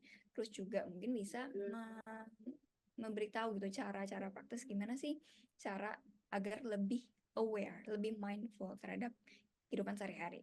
Ya contohnya kalau misalnya di mindful awareness kan tadi definisinya adalah aware sama apa yang di dalam diri kita maupun di luar diri kita. Terutama mungkin ya gimana caranya aware dengan apa yang kita pikirkan, apa yang kita rasakan, apa yang sedang terjadi di pikiran kita gitu. Itu ya bisa dengan caranya ya kita coba nulisin gitu apa yang terjadi di pikiran kita. Kadang kan ruwet banget tuh yang terjadi gitu ya. Kadang kita udah nggak bisa lagi membedakan mana realita, mana pikiran gitu. Nah, mungkin salah satu cara praktis yang bisa dilakukan juga menuliskan gitu kan pikiran, menuliskan perasaan gitu. Terus juga mungkin kalau yang aware di kehidupan sehari-hari, eksternal, ya coba seperti tadi juga Pak Monty sempat singgung gitu ya tentang kalau makan ya coba diresapi gitu kan makanannya dirasakan, bukan malah main HP, bukan malah scrolling mungkin IG atau LinkedIn orang. Itu kan semakin lama-lama semakin krisis gitu ya kalau membanding-bandingkan diri sendiri dengan orang lain gitu loh. Jadi mungkin caranya ya lebih aware sama keadaan saat ini gitu. Apa yang sedang terjadi di depan mata kita, bukan di dalam otak kita doang kayak gitu. Gitu sih paling kalau yang peran HR gitu ya yang untuk membantu. Untuk cara praktis mindful awareness juga sebenarnya dari Kak Priska tadi pertanyaannya itu sama sih. Yang tadi saya sempat sampaikan juga ya tentang ya gimana kita aware tentang diri kita sendiri. Kalau misalnya kita kayak cara coping kita dari quarter life crisis ini ya bisa dengan mencoba ya tadi nambahin dulu deh awareness kita tentang apa yang kita lagi alamin, apa yang kita lagi rasain gitu, supaya nggak kayak no clue gitu loh tentang apa yang terjadi. Kadang kan kayak orang udah frustrasi banget, udah nggak ngerti lagi nih apa yang terjadi sama dirinya dia gitu. Karena dia juga udah nggak mengenal gitu loh apa yang terjadi di dalam otaknya, dalam perasaannya gitu, yang terjadi itu apa. Gitu. Makanya bisa itu adalah peran mindful awareness yang hadir di dalam kehidupan seseorang gitu. Karena dia menambahkan kesadaran in the present moment gitu. Dimana dia ya udah coba menikmati tanpa dijudge gitu, accept without judging it gitu kan, the experience di accept gitu. Bukan yang nerimo, disuruh terima aja lu accept nih kehidupan, tapi ya dengan tanpa judgement yang kayak baik atau buruk gitu. Ya udah terima dulu dan akhirnya bisa bergerak ke problem solving gitu dari situ. Jadi nggak perlu yang kayak di apa ya tadi kan tyranny of should gitu kan tadi Pak Monty bilang dia harus gini harus kayak gitu harus gini harus kayak gitu ya bergerak sesuai konteks yang sedang terjadi dalam kehidupan aja gitu dimana ya bisa kita lakukan apa yang bisa kita lakukan gitu kan terus juga terima apa yang experience yang kita alami dengan ya udah terima aja kayak gitu tapi juga bergerak gitu dengan aktif gitu kan apa solusi yang kita bisa lakukan gitu tanpa kita harus shoot like this shoot like that kayak gitu itu sih mungkin kalau dari saya dan dari Pak Monty ada yang ditambahkan. Oke, saya jawab sekaligus nih sekaligus untuk Jessica dan Priska. Kalau Amanda bilang jangan membanding-bandingkan, iya, makanya ada lagu Ojo Dibandingke, gitu. Makanya jangan, gitu ya. Ini Anda mengalami di HR, di perusahaan, masalah yang biasanya dihadapi di sebuah lembaga, apakah itu perusahaan, apakah itu sekolah, apakah itu institusi perguruan tinggi dan lain sebagainya, adalah mereka berusaha membuat keseragaman. Uniform is uniform, fine, pakaian. Tapi seragam mesti begini, mesti begitu, mesti supaya apa? Itu akan memudahkan manajemen. Keseragaman itu memudahkan manajemen, ya. Tetapi tidak memudahkan kehidupan individual. Individual is unique, nggak bisa diseragamkan. Oleh karena itu, bagaimana membuat individu menghadapi keseragaman ini? Ada 3 hal yang penting. 3 hal yang penting. Yang pertama itu adalah acceptance, yang kedua adalah passion, yang ketiga adalah compassion. Jadi dia mesti menerima, kalau mau masuk kuliah di Untar, ikut peraturan Untar begini, ya itu acceptance, ngikut dulu. Tapi dia punya passion di mana? Apa yang dia mau tekuni di sana? Bisa kedokteran, bisa hukum, bisa arsitektur, bisa psikologi. Di psikologi ada aturannya sendiri. Dia harus menerima aturan yang berlaku di psikologi, mesti ngikut FDI, mesti buka kamera, mesti, ya pokoknya mesti begitu, ya kan? Tetapi niatnya mau ikutnya pendidikannya yang apakah yang di klinisnya, yang di industrinya, yang di mana, itu passionnya, oke? Passionnya nggak mesti ikut di pendidikan, nggak mesti ikut di perusahaan, tapi bisa ikut di klinisnya. Nggak mesti ikut di klinisnya, ikut yang lainnya gitu ya. Kalau nggak ada ya nggak masuk di psikologi ya. Orang kita cuma sediainnya itu gitu loh. Itu sama aja Anda pergi ke restoran, Anda mau pesen steak, tapi Anda masuknya ke Bami Gajah Mada, ya nggak ada dia steaknya. Kalau mau steak Anda mesti ke tempat yang steak. Kalau ke bakmi Anda tempat yang ke bakmi gitu loh. Ya. Di situ Anda punya passion. Lalu di dalam mengerjakan pekerjaan Anda, apakah di industri, apakah di mana, di institusi dan lain sebagainya, you have to have compassionate. Mesti punya compassionate. Jadi ada niat dan juga compassion to yourself, self-compassionate. Yang sering dilakukan oleh staf perusahaan adalah they have no passion, they can accept, they have no passion, and they are not compassionate. Ya, dia terima, yaitu kondisinya begini. Tadi seperti yang ditanyakan sama Mas Andre itu mengenai masalah kepatuhan ini, obedience. Karena masyarakat kita selalu belajar untuk patuh. Patuh apa kata bapak, patuh apa kata bos. Jadi dia obedience, dia tidak passionate. Dia cuma nurut. Acceptance-nya tuh bersifat obedience, bukan bersifat proaktif, bukan bersifat passionate. Habis itu dia tidak compassionate. Dia mengabaikan dirinya sendiri. Demi bekerja, dia lupa makan, lupa tidur, lupa istirahat. Kan badannya sendiri adalah perangkat. Our body and mind are our instrument to do what we have to do. This is the natural instrument that we have to modify in such way, dengan berbagai cara, dengan menggunakan fungsi kognitif, fungsi fisik, fungsi mental, dan seterusnya itu. Ini adalah perangkat nih. Kita punya perangkat dibekali oleh yang Sang Pencipta, kita punya perangkat mental dan tubuh dan jiwa namanya. Gitu loh.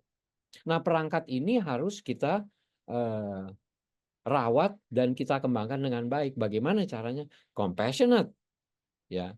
Compassionate mesti mikirin juga kesejahteraan diri, mesti mikirin juga keseimbangan gitu loh.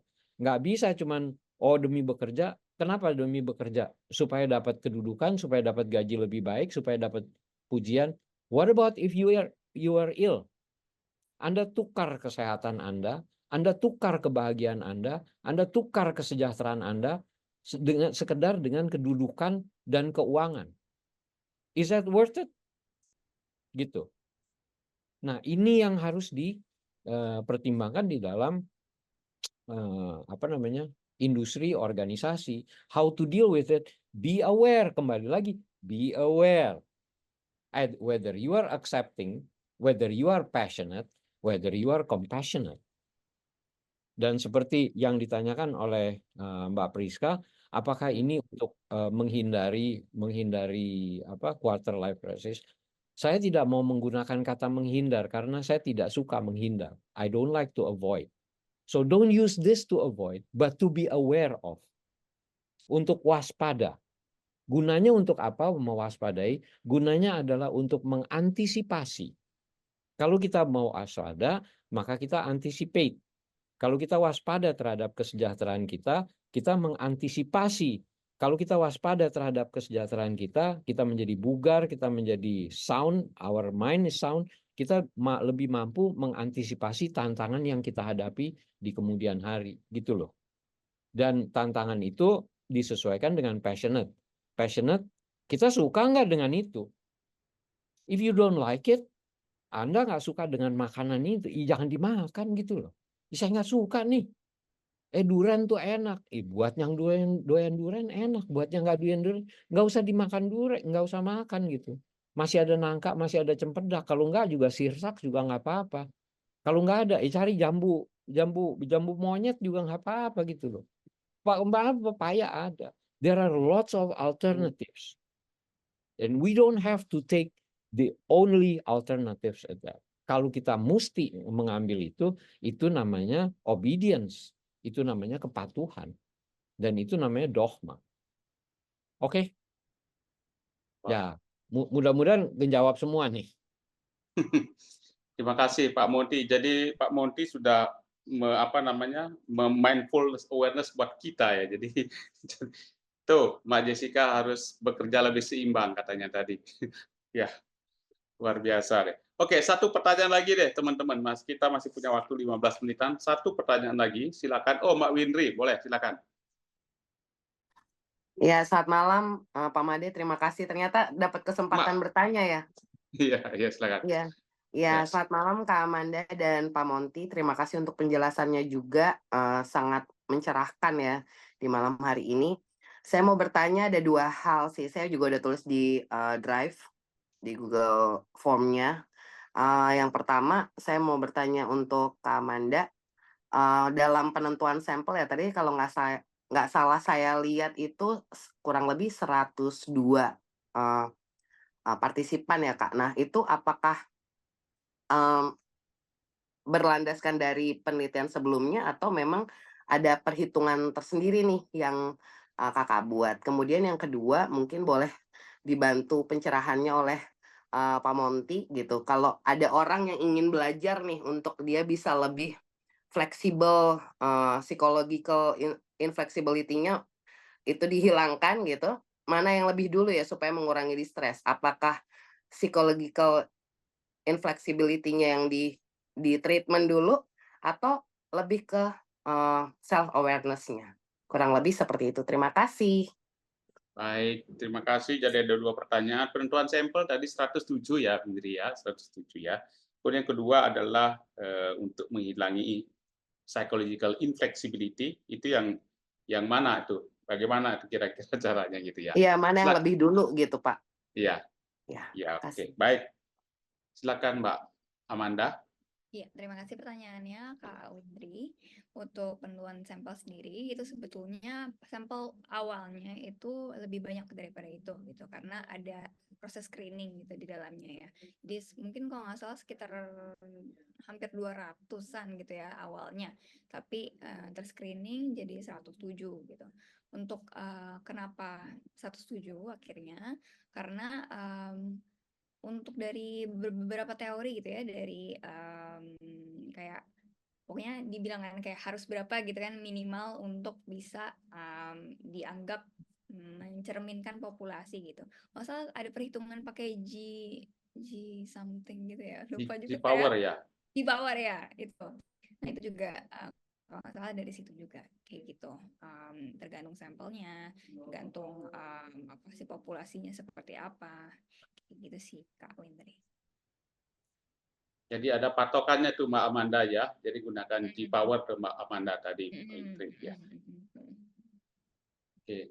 Terus yang kedua itu yang mana sebetulnya lebih diprioritaskan itu untuk meminimize psychological inflexibility-nya atau awareness, mindful awareness ya gitu ya, Indri ya. Yang diprioritaskan ya flexibility-nya, tapi yang didahulukan itu awareness-nya. Jadi langkahnya mana dulu? Aware dulu. Kita harus aware dulu. Anda makan sesuatu, kamu tahu nggak apa yang kamu makan? Gitu loh. Itu mesti tahu dulu. Kamu tahu nggak apa yang kamu lakukan? Gitu loh. Itu aware dulu. Kamu bisa menikmati nggak? Enggak. Loh, kamu nggak menikmati kok kamu lakukan gitu loh. Itu dia mesti aware dulu. Baru nanti apa namanya? Baru nanti kita katakanlah di terapi gitu ya, untuk mengubah atau kita lakukan pengubahan dari inflexibility menjadi fleksibel. Itu.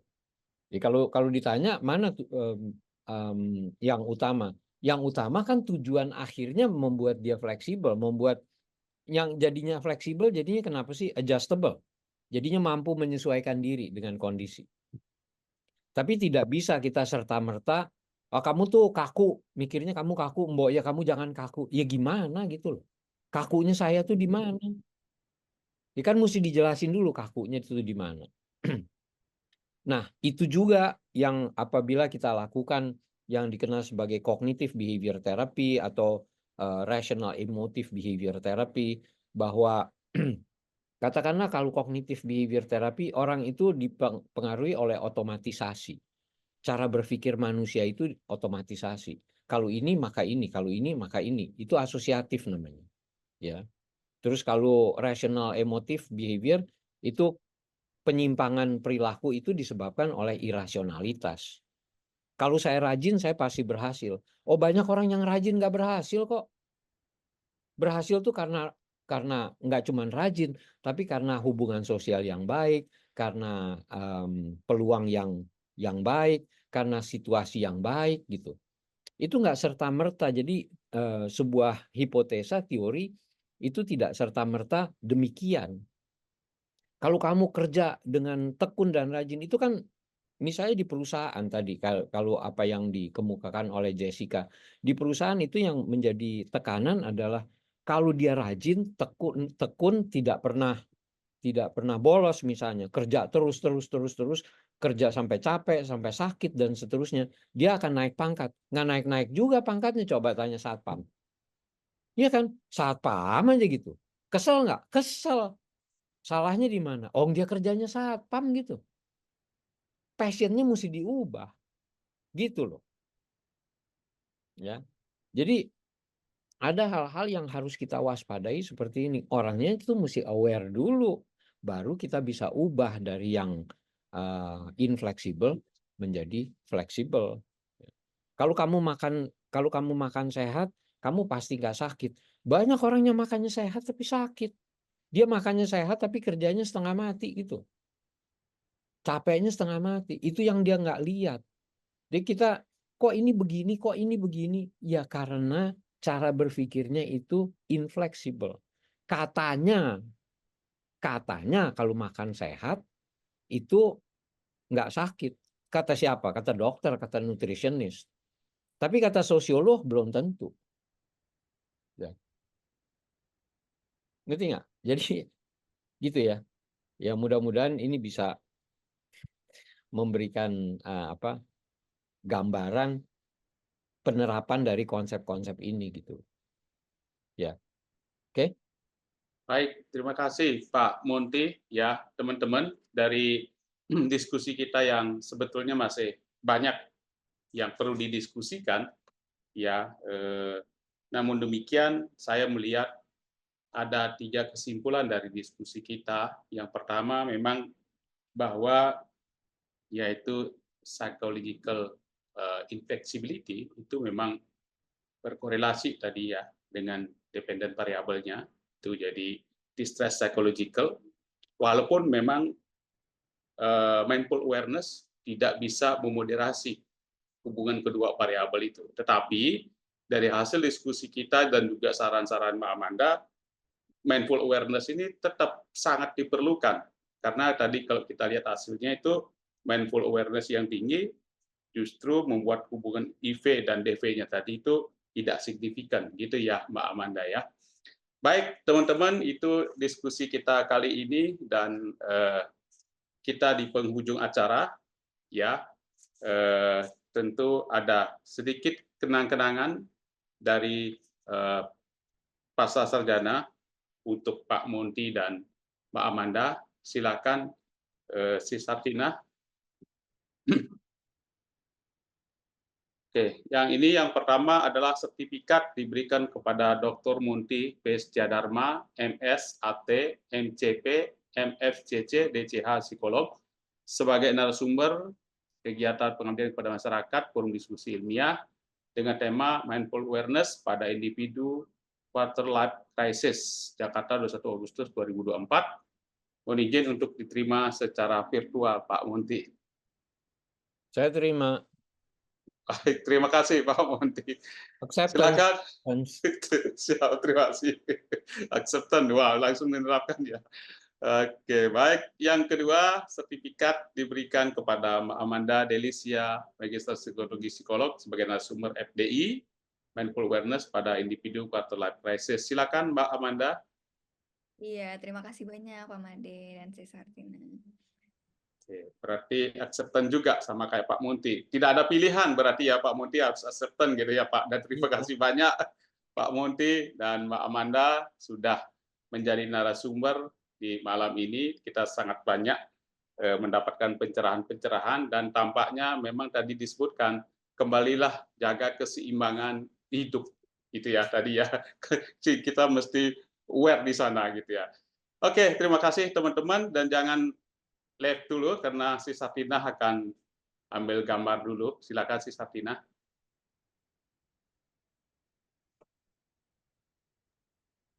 Baik, saya bantu untuk dokumentasi kegiatan.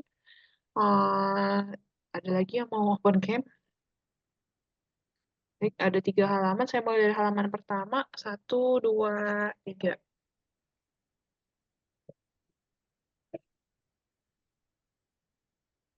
Satu, dua, tiga.